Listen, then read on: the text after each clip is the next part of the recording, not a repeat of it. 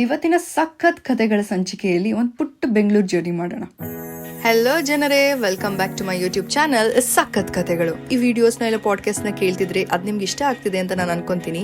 ದಯವಿಟ್ಟು ಸಬ್ಸ್ಕ್ರೈಬ್ ಮಾಡಿ. ಹಾಗೆ ಇಲ್ಲೊಂದು ಸಣ್ಣ ಗ್ಲಿಮ್ಸ್ ಆಗ್ತೀನಿ ಯಾವ ರೀತಿ ಲೈಕ್ ಹಾಗೂ ಸಬ್ಸ್ಕ್ರೈಬ್ ಮಾಡೋದು ಅಂತ. ಪ್ಲೀಸ್ ಡೂ ಲೈಕ್, ಕಾಮೆಂಟ್, ನಿಮ್ಗೆ ಏನ್ ಇಷ್ಟ ಆಗುತ್ತೆ ಅನ್ನೋದ್ರ ಕಾಮೆಂಟ್ ಸೆಕ್ಷನ್ ಮೂಲಕ ತಿಳಿಸಿ. ಹಾಗೆ ಸಬ್ಸ್ಕ್ರೈಬ್ ಆಗಿ. ಪಾರ್ಟ್ 1 ಪಾರ್ಟ್ 2ನ ರಿಲೀಸ್ ಮಾಡಿದಾಗ ನೀವು ಮಿಸ್ ಮಾಡ್ಕೊಳ್ಳಲ್ಲ. ಬೆಂಗಳೂರು ಅಂದ್ರೆ ನಿಮ್ಗೆಲ್ಲ ಏನ್ ನೆನಪಾಗುತ್ತೆ? Concrete building, traffic, fast moving life style. ನಾನು ಹೇಗೆ ಒಂದು ಲಕ್ಸುರಿಯಸ್ ಲೈಫ್ನ ಬೇರೆಯವ್ರಿಗೆ ಕಾಣೋ ಹಾಗೆ ಕಟ್ಕೋಬೇಕು ಅಂತ ಅಲ್ವಾ? ಹಾಗೆ ಇದನ್ನ ಹೇಗೆ ಮರೆಯಕ್ಕೆ ಸಾಧ್ಯ?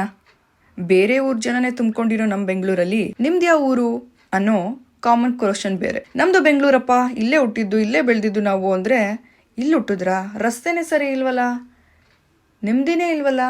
ಇಂಥ ನಾಡಲ್ಲೂ ಜನ ಹುಟ್ತಾರ, ಇಂಥ ನಾಡಲ್ಲೂ ಜನ ಬದುಕ್ತಿದ್ರ? ಇದಕ್ಕೂ ಹಿಸ್ಟ್ರಿ ಇದೆಯಾ ಅನ್ನೋ ಥರ ಲುಕ್ ಬೇರೆ ಕೊಡ್ತಾರೆ. ಸರಿ ಬಿಡು, ಆಯ್ತು, ಇದು ಜನದ ಪರಿಸ್ಥಿತಿ. ಗೂಗಲ್ನ ಕೇಳೋಣ, ಗೂಗಲ್ಗೆ ನಮ್ಮ ಬೆಂಗಳೂರು ಬಗ್ಗೆ ಎಷ್ಟು ಗೊತ್ತು ಅಂತ ಗೂಗಲ್ ಮಾಡಕ್ಕೆ ಶುರು ಮಾಡಿದೆ. Google, what's Bangalore famous for ಅಂದರೆ ಬೆಂಗಳೂರು ಏನಕ್ಕೆ ಪ್ರತಿಷ್ಠಿತ ಅಂತ ಸರ್ಚ್ ಮಾಡಕ್ಕೆ ಶುರು ಮಾಡಿದೆ. ನನಗಂತ ಇಂಟ್ರೆಸ್ಟಿಂಗ್ ಅಂತ ಏನೂ ಅನ್ನಿಸ್ಲಿಲ್ಲ. ಇಲ್ಲೇನಿದೆ, ಅಲ್ಲೇನಿದೆ, ಇಲ್ಲಿ ಬಂದು ನೋಡಿ, ಇಲ್ಲಿ ಬಂದು ವಿಸಿಟ್ ಕೊಡಿ, ಒಳ್ಳೆ ಟೂರಿಸಂ ಟೂರು, ದುಡ್ಡು ಮಾಡ್ಕೊಳ್ಳೋದು ಹೇಗೆ ಅನ್ನೋ ರೀತಿ ನನಗೆ ಮಾರ್ಕೆಟಿಂಗ್ ಥರ ಕಾಣಿಸ್ತು. ನನಗೆ ಬೆಂಗಳೂರು ಅಂತ ನೆನಪಾಗುವಂಥದ್ದು ನನ್ನ ಚೈಲ್ಡ್ಹುಡ್. ಆ ಥರ ಫೀಲ್ ಕೊಡುವಂಥ ಯಾವುದೇ ಕಾಂಟೆಂಟ್ ನನಗೆ ಯೂಟ್ಯೂಬಲ್ಲಾಗಲಿ ಗೂಗಲಲ್ಲಾಗಿ ಸಿಕ್ಕಲಿಲ್ಲ. ಆ್ಯಂಡ್ ಆಬ್ವಿಯಸ್ಲಿ ನಿಮಗೂ ಸಿಕ್ಕಿರಲ್ಲ ಅನ್ಕೊತೀನಿ. ಇದೆಲ್ಲ ನೋಡಿದಾಗ ನನಗೆ ಚೈಲ್ಡ್ಹುಡ್ ನೆನಪಾಗುತ್ತೆ. ಆ್ಯಂಡ್ ಆ ಚೈಲ್ಡ್ಹುಡ್ ಅಂತ ಹೇಳ್ತಿದ್ದ ಹಾಗೆ ಹಬ್ಬ ನೆನಪಾಗುತ್ತೆ. ಯಾಕಂದರೆ ಹಬ್ಬ ಒಂದಿನ ಇದ್ದರೆ ತಿಂಗಳು ಪೂರ್ತಿ ನಾವು ಹಬ್ಬದ ಸೆಲೆಬ್ರೇಷನ್, ಹಬ್ಬ ಹೇಗೆ ಮಾಡಬೇಕು, ಹಬ್ಬಕ್ಕೂ ಎಲ್ಲಿಂದ ತರೋದು, ಹಬ್ಬಕ್ಕೆ ಬಗೆ ಬಗೆ ಅಡುಗೆ ಏನು ಮಾಡೋದು ಅನ್ನೋದೇ ಚರ್ಚೆ ಆಗ್ತದೆ. ಹಬ್ಬ ಇರೋ ಸೀಸನ್ ಅಲ್ಲಿ ನಮ್ಮಪ್ಪ ನಮ್ಮನ್ನ ಮಾರ್ಕೆಟಿಗೆ ಕರ್ಕೊಂಡು ಹೋಗೋರು. ಬೆಳಗ್ಗೆ ಮುಂಜಾನೆ 5 ಗಂಟೆಗೆ ಎದ್ದೇಳ್ಬೇಕು, ಇನ್ನ ಕಣ್ಬಿಡಕ್ ಆಗ್ತಿರಲ್ಲ, ಆಗ್ಲೇ ಎದ್ದೇಳ್ಬೇಕು. ಅಲ್ಲಿ ಹೋಗೋ ದಾರಿಯಲ್ಲಿ ಒಂದು ಕೋಟೆ ಇದೆ.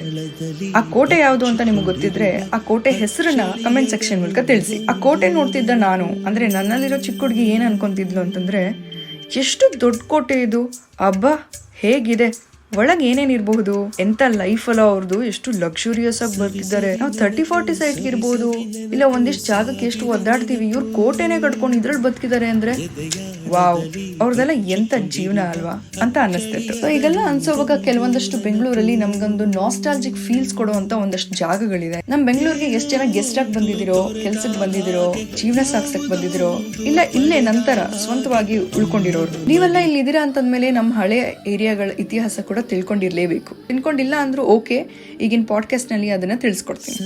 ಇವತ್ತು ನಾನು ಕೆಲವು ಬೆಂಗಳೂರು ಏರಿಯಾಗಳ ಬಗ್ಗೆ ಮಾತಾಡ್ತಾ ಇದ್ದೀನಿ. ಅಂದ್ರೆ ನಾನು ಆಯ್ಕೆ ಮಾಡಿರೋದು ಚೂರಷ್ಟೇ. ನೀವು ಇದನ್ನ ಬಿಟ್ಟು ಬೇರೆ ಅದನ್ನ ಏರಿಯಾ ಬಗ್ಗೆ ತಿಳಿಸ್ಕೊಡ್ಬೇಕು, ಇಲ್ಲ ನಿಮಗೆ ಹೆಚ್ಚಿನ ಮಾಹಿತಿ ಇದೆ ಅಂತಂದ್ರೆ ನನಗೆ ದಯವಿಟ್ಟು ತಿಳಿಸಿ. ನಾನು ಅದ್ರ ಬಗ್ಗೆ ಕೂಡ ಒಂದು ಪಾಡ್ಕಾಸ್ಟ್ ಕ್ರಿಯೇಟ್ ಮಾಡಿ ಮಾತಾಡ್ತೀನಿ. ಓಕೆನಾ? ಇವತ್ತಿನ ಪಾಡ್ಕಾಸ್ಟ್ ಅಲ್ಲಿ ನಾನು ತಗೊಂಡಿರೋ ಒಂದಷ್ಟು ಏರಿಯಾ ಯಾವುದು ಅಂದ್ರೆ ಗವಿಪುರ, ಬಸವನಗುಡಿ, ಜಯನಗರ ಹಾಗೂ ಮಲ್ಲೇಶ್ವರ. ಸೊ ಇನ್ಯಾಕ್ ತಡ, ನಮ್ಮ ಹಳೆ ಏರಿಯಾಗಳ ಬಗ್ಗೆ, ನಮ್ಮ ನಾಸ್ಟಾಲಜಿಕ್ ಫೀಲ್ಸ್ನ ಆಚೆ ತರೋಣ. ಮುಂದಿನ ನಿಲ್ದಾಣ Gavipura. Next station is Gavipura. ಬಾಗಿಲುಗಳು ಬಲಕ್ಕೆ ತೆರೆಯಲಿವೆ. Please mind the gap while boarding and deboarding. Gavipura one of the oldest and richest history ಇರುವಂತ ಒಂದು ಏರಿಯಾ. ಯಾಕಂದ್ರೆ ಇವತ್ತು ನಾವು ಇದನ್ನ ಏರಿಯಾ ಅಂತ ಕರಿತೀವಿ, ಬಟ್ ಆಗ ಇದೆಲ್ಲ ಒಂದು ಫೀಲ್ಡ್ ತರ. ನಮ್ಮ ರಾಜರು ಇದನ್ನ, ಅಂದ್ರೆ ಆಲ್ರೆಡಿ ಇವಾಗ ಗೊತ್ತಿರುತ್ತಲ್ವ ನಿಮ್ಗೆ, ಬೆಂಗಳೂರು, ಬೆಂದಕಾಳೂರು, ಕೆಂಪೇಗೌಡರು ಕಟ್ಟಿದ್ದು, ಇದೆಲ್ಲ ಒಂದು ಬೇಸಿಕ್ ನಾಲೆಜ್ ಅಂತೂ ಇದ್ದೇ ಇರುತ್ತೆ. ಗವಿಪುರ ಅನ್ನೋದು ಚಾಮರಾಜಪೇಟೆ ಮತ್ತು ಬಸವನಗುಡಿ ಈ 2 ಹಳೆಯ ಏರಿಯಾಗಳ ಮಧ್ಯೆ ಇರುವಂತ ದಕ್ಷಿಣ ಬೆಂಗಳೂರಲ್ಲಿ ಇರೋದು. ಗವಿಪುರ ಪಶ್ಚಿಮ ಟವರ್, ಅಂದ್ರೆ ಕೆಂಪೇಗೌಡ ಅವರ ಆಳ್ತಾ ಇದ್ದ ಸಮಯದಲ್ಲಿ ಯಾವಾಗ ನಮ್ಮ ಶತ್ರುಗಳು ಅಟ್ಯಾಕ್ ಮಾಡ್ತಾರೆ ಅಂತ ತಿಳ್ಕೊಳ್ಳೋದಕ್ಕೋಸ್ಕರ ಅಲ್ಲಲ್ಲೇ ಒಂದು ವಾಚ್ ಟವರ್ಸ್ ನ ಬಿಲ್ಡ್ ಮಾಡಿರ್ತಾರೆ. ಆತರ ಗವಿಪುರ ಬಂದು ಪಶ್ಚಿಮ ವಾಚ್ ಟವರ್ಗೆ ತುಂಬಾ ಹತ್ತಿರವಾದಂಥದ್ದು. ಹಾಗೆ ಗವಿಪುರದಲ್ಲಿರೋ ಅಗ್ರಹಾರ ಕೂಡ ಜನರಿಗೆ ಎಷ್ಟು ಹಳೇದು ನಮ್ಮ ಬೆಂಗಳೂರು, ಅಲ್ಲಿನ ಆಡಳಿತದ ರೀತಿ ಬಗ್ಗೆ ಕೂಡ ತಿಳಿಸ್ಕೊಡೋದು. ಈ ಗವಿಪುರದಲ್ಲಿ ಮಾಸ್ತಿ ವೆಂಕಟೇಶ್ ಅಯ್ಯಂಗಾರ್, ಅಂದ್ರೆ ಮಾಸ್ತಿ ಕನ್ನಡದ ಆಸ್ತಿ, ಇದನ್ನ ಕೇಳಿದಿರಲ್ಲ, ಅವರ ಮನೆ ಕೂಡ ಇದೆ. ಇವರು ಜ್ಞಾನಪೀಠ ಪ್ರಶಸ್ತಿ ವಿಜೇತ ಕವಿ.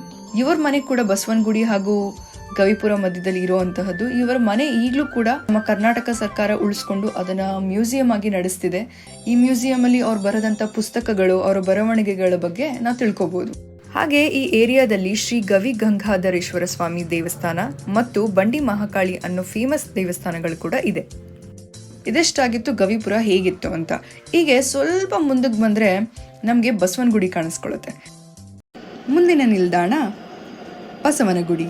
Next station is Basavanagudi. ಬಾಗಿಲುಗಳು ಎಡಕ್ಕೆ ತೆರೆಯಲಿವೆ. Please mind the gap while boarding and deboarding. Basavanagudi ಅಂದಿದ ತಕ್ಷಣ ಏನ್ ನೆನಪಾಗುತ್ತೆ? ಕಡಲೆಕಾಯಿ ಪರ್ಷೆ. ಹಾಗೆ ಬುಲ್ ಟೆಂಪಲ್ ರೋಡ್ಗೆ ಫೇಮಸ್. ಗವಿಪುರ ಇಂದ ಸ್ವಲ್ಪ ಕೆಳಗೆ ಬಂದ್ರೆ ನಮಗ್ ಸಿಗುವಂತದ್ದೇ ಬಸವನಗುಡಿ. ಬಸವನಗುಡಿ ಅಂದ್ರೆ ನಂದಿಯ ಗುಡಿ. ಈಗ ನಡೀತಿರೋ ಕಡಲೆಕಾಯಿ ಪರ್ಷೆ ಫೇಮಸ್ ಆಗಿರುವಂತದ್ದೇ ಬುಲ್ ಟೆಂಪಲ್ ರೋಡ್. ಇದು ಬಸವನಗುಡಿಗೆ ಸೇರುತ್ತೆ. ಇದನ್ನ ಬಸವನಗುಡಿ ಅಂತ ಯಾಕೆ ಹೆಸರಿಟ್ರು?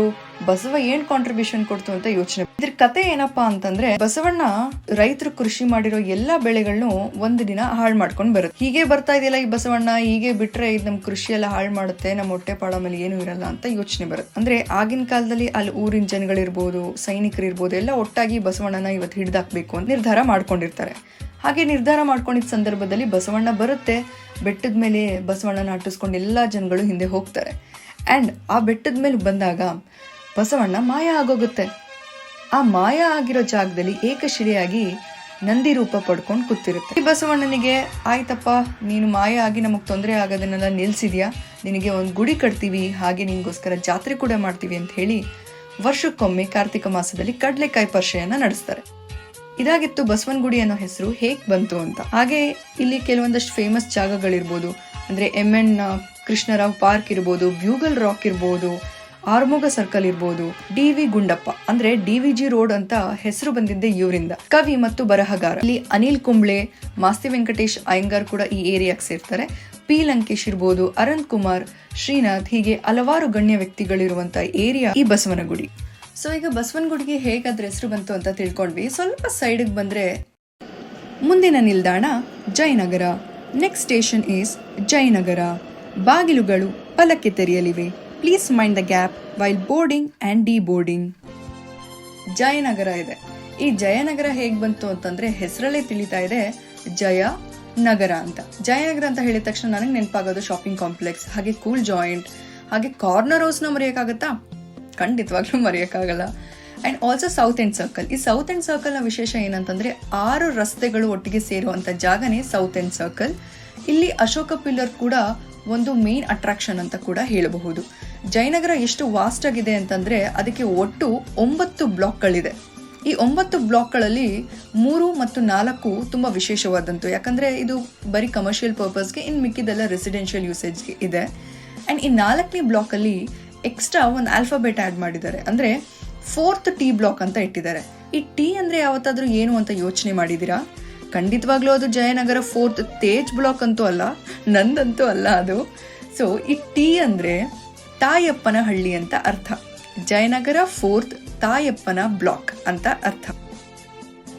ಈ ಟೀಗೆ ತಾಯಪ್ಪನ ಹಳ್ಳಿ ಅಂತ ಯಾಕೆ ಸೇರಿಸಿದ್ರು ಅಂತಂದ್ರೆ, ಆಗಿನ ಕಾಲದಲ್ಲಿ ಅಂದ್ರೆ ಇತ್ತೀಚಿನ ದಿನಗಳಲ್ಲಿ ನಾವೇನ್ ನೋಡ್ತಿದೀವಿ, ಈ ರೈತರ ಭೂಮಿಯನ್ನು ತಗೊಂಡು ಅದನ್ನ ಸೈಟ್ ಆಗಿ ಕನ್ವರ್ಟ್ ಮಾಡೋದಿರ್ಬೋದು, ಲೇಔಟ್ ಆಗಿ ಕನ್ವರ್ಟ್ ಮಾಡೋದಿರ್ಬೋದು ನಡೀತಿದ್ಯೋ, ಆಗಿನ ಕಾಲದಲ್ಲಿ ಕೂಡ ಒಂದು ಊರುಗಳನ್ನ ತಗೊಂಡು ರಾಜ ಅದನ್ನ ಒಂದು ಏರಿಯಾ ಆಗಿ ಬದಲಾವಣೆ ಮಾಡ್ತಾ ಇದ್ರು. ಹೀಗೆ ಒಂದು ಹಳ್ಳಿಯಲ್ಲಿದ್ದದ್ದು ತಾಯಪ್ಪ ಅನ್ನೋರು ಈ ಹಳ್ಳಿನ ಬೆಳೆಸಿರುವಂತದ್ದು. ಅದನ್ನ ಹೇಗೆ ನೀವು ಜಯನಗರ ಮಾಡ್ತೀರಾ ಅಂತ ಅಲ್ಲಿನ ಊರಿನ ಜನರು ಹೋರಾಟ ಮಾಡಕ್ ಶುರು ಮಾಡಿದ್ರು. ಇಲ್ಲ, ಈ ಹೋರಾಟ ಮಾಡ್ತಿದ್ದನ್ನ ಕೇಳಿದ ರಾಜ, ಹೌದಲ್ವಾ, ಸರಿ ಆಯ್ತು ಬಿಡು, ಜನಕ್ಕೆ ಯಾಕೆ ನೋವುಂಟು ಮಾಡೋದಂತ ಹೇಳಿ ಈ ಜಯನಗರ 4th ಬ್ಲಾಕ್ ಅಲ್ಲಿ ಟೀ ಕೂಡ ಸೇರಿಸ್ತಾನೆ. ನೋಡ್ರಪ್ಪ, ನಿಮ್ ಹಳ್ಳಿ ಹೆಸರು ಕೂಡ ಇದಕ್ಕೆ ಇವಾಗ ಸೇರಿಸಿದೀವಿ, ಜಯನಗರ 4th ತಾಯಪ್ಪನ ಹಳ್ಳಿ ಬ್ಲಾಕ್ ಅಂತ. ಆವತ್ತಿಂದ ಅದಕ್ಕೆ ನಾಮಕರಣ ಆಯ್ತು. ಸೊ ಹೀಗೆ ಗೊತ್ತಾಯ್ತಲ್ಲ 4T ಬ್ಲಾಕ್ ಅಂದ್ರೆ ಏನು ಅಂತ. ಜಯನಗರದ ಇನ್ನೊಂದಷ್ಟು ವಿಶೇಷತೆಗಳು ಏನು ಅಂತಂದ್ರೆ, ಇಲ್ಲಿ ಡಾಲಿ ಧನಂಜಯ ಅವರು ಜಯನಗರ 4th ಬ್ಲಾಕ್ ಅನ್ನೋ ಒಂದು ಶಾರ್ಟ್ ಮೂವಿ ಕೂಡ ಮಾಡಿದ್ರು ಅವರ ಇನಿಷಿಯಲ್ ಕರಿಯರ್ ಫೇಸ್ ಅಲ್ಲಿ. ಅದನ್ನು ಕೂಡ ಇಲ್ಲಿ ಕಂಪ್ಲೀಟ್ಲಿ ನೋಡ್ಬೋದು. ಎಷ್ಟು ನಾಸ್ಟಾಲ್ಜಿಕ್ ಆಗಿ ಜಯನಗರನ ತೋರಿಸಿದ್ದಾರೆ. ಎಸ್ಪೆಷಲಿ ಕಾಂಪ್ಲೆಕ್ಸ್ ಹಿಂದೆ ಒಂದು ಕೂತ್ಕೊಳ್ಳುವಂತ ಜಾಗಗಳಿದೆ, ಅವರ ದಿನಚರಿ ಹೇಗಿರುತ್ತೆ ಅಂತೆಲ್ಲ ತೋರಿಸಿದ್ದಾರೆ. ವೆರಿ ಬ್ಯೂಟಿಫುಲ್ ಶಾರ್ಟ್ ಮೂವಿ, ನೀವು ಹೋಗಿ ಕೂಡ ವಾಚ್ ಮಾಡಿ. ಓಕೆ, ಈಗ ಇಷ್ಟೊತ್ತು ತನಕ ನಾವು ಗವಿಪುರ, ಬಸವನಗುಡಿ ಹಾಗೆ ಜಯನಗರದ ಬಗ್ಗೆ ತಿಳ್ಕೊಂಡ್ವಿ. ಇನ್ನೊಂದು ಹಳೆ ಏರಿಯಾ ಇಲ್ಲ ಇನ್ನೊಂದು ಹಳೆ ಜಾಗ ಅಂತ ನಿಲ್ದಾಣ Malleshwara. Next station is Malleshwara. ಬಾಗಿಲುಗಳು ಎಡಕ್ಕೆ ತೆರೆಯಲಿವೆ. Please mind the gap while boarding and deboarding. ಮಲ್ಲೇಶ್ವರದ ಹೆಸರು ಮಲ್ಲಾಪುರದಿಂದ ಬಂತು. ಅಂದ್ರೆ ಒಬ್ರು ಬಾಯದಿಂದ ಒಬ್ರು ಮಲ್ಲಾಪುರ ಅಂತ ಹೇಳಿ ಹೇಳಿ ಹೇಳಿ ಚೈನೀಸ್ ವಿಸ್ಪರ್ ತರ ಆಗಿ ಇವತ್ತು ಮಲ್ಲೇಶ್ವರಂ ಆಗಿ ನಿಂತಿದೆ. ಅಂಡ್ ಮಲ್ಲೇಶ್ವರಕ್ಕೆ ಮಲ್ಲಾಪುರಕ್ಕೆ ಹೇಗೆ ಹೆಸರು ಬಂದು ಅಂದ್ರೆ, ಮಲ್ಲೇಶ್ವರದಲ್ಲಿ ಒಂದು ಫೇಮಸ್ ಟೆಂಪಲ್ ರೋಡ್ ಇದೆ. ಅದನ್ನ ನಾನು ಟೆಂಪಲ್ ರೋಡ್ ಅಂತ ಯಾಕೆ ಹೇಳ್ತಿದ್ದೀನಿ ಅಂತಂದ್ರೆ, ಅದೊಂದು ಅಡ್ಜಸೆಂಟ್, ಅಂದ್ರೆ ಅಲ್ಲಿ ಹೋದ್ರೆ ಸಾಕು ನಮ್ಗೆ 4 ದೇವಸ್ಥಾನಗಳು ಸಿಗುತ್ತೆ.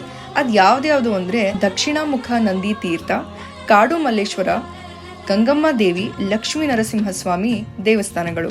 ಈ 4 ದೇವಸ್ಥಾನನ ಒಟ್ಟೊಟ್ಟಿಗೆ ಒಂದೇ ರಸ್ತೆಯಲ್ಲಿ ನೋಡ್ಬೋದು ಈ ಬ್ಯೂಟಿಫುಲ್ ಮಲ್ಲೇಶ್ವರ ಅನ್ನೋ ಏರಿಯಾದಲ್ಲಿ. ಮಲ್ಲೇಶ್ವರ ಹೆಸರು ಆ ಏರಿಯಾಗೆ ಬರೋದಕ್ಕೆ ಕಾರಣ ಈ ಕಾಡು ಮಲ್ಲೇಶ್ವರನ ದೇವಸ್ಥಾನ. ಹಾಗೆ ಇಲ್ಲಿ ಫೇಮಸ್ ವಾರಾಹಿ ಅಮ್ಮ ಟೆಂಪಲ್ ಕೂಡ ಇದೆ. ಅಂಡ್ ವಾರಾಹಿ ಅಮ್ಮ ಟೆಂಪಲ್ ಅಂತಂದ್ರೆ ಗಾಡ್ ಆಫ್ ಮ್ಯಾನಿಫೆಸ್ಟೇಷನ್ ಅಂತ ಅರ್ಥ, ಗೊತ್ತಾಯ್ತಾ? ಇಷ್ಟು ಟೆಂಪಲ್ ಬಗ್ಗೆ ನೀವು ಕೇಳದೇ ಇರ್ಬೋದು, ಆದ್ರೆ ಖಂಡಿತವಾಗ್ಲೂ ಮಂತ್ರಿ ಮಾಲ್ ಇಲ್ಲ ಒರೈನ್ ಮಾಲ್ ಅಂತ ಕೇಳಿರ್ತೀರಲ್ಲ, ಅದೇ ಏರಿಯಾನೇ ಈ ಮಲ್ಲೇಶ್ವರ. ಇಲ್ಲಿ ಸಿ ವಿ ರಾಮನ್ ಇರ್ಬೋದು, ದೀಪಿಕಾ ಪಡ್ಕೋಣ್, ಸರೋಜಾದೇವಿ, ಅನಂತ್ ನಾಗ್, ಜಗೇಶ್, ಹೀಗೆ ಹಲವಾರು ಗಣ್ಯ ವ್ಯಕ್ತಿಗಳು ಇಲ್ಲಿನ ರೆಸಿಡೆಂಟ್ಸ್. ಅದಷ್ಟೇ ಅಲ್ಲ, ಫೇಮಸ್ CTR, ಶ್ರೀಸಾಗರ್ ಇರ್ಬೋದು, ವೀಣಾ ಸ್ಟೋರ್ಸ್ ಇರ್ಬೋದು, ರಾಘವೇಂದ್ರ ಸ್ಟೋರ್ಸ್ ಇರ್ಬೋದು, ಸ್ಯಾಂಕಿ ಟ್ಯಾಂಕ್, ಇದೆಲ್ಲ ಮಲ್ಲೇಶ್ವರದಲ್ಲಿ ಇರುವಂಥದ್ದು. ಸೊ ಇದಿಷ್ಟ ಆಗಿತ್ತು ಇವತ್ತಿನ ಒಂದು ನನ್ನ ಸಣ್ಣ ಪ್ರಯತ್ನ ನಮ್ಮ ಬೆಂಗಳೂರಿನ ಹಳೆಯ ಏರಿಗಳ ಸಖತ್ ಕಥೆಗಳು.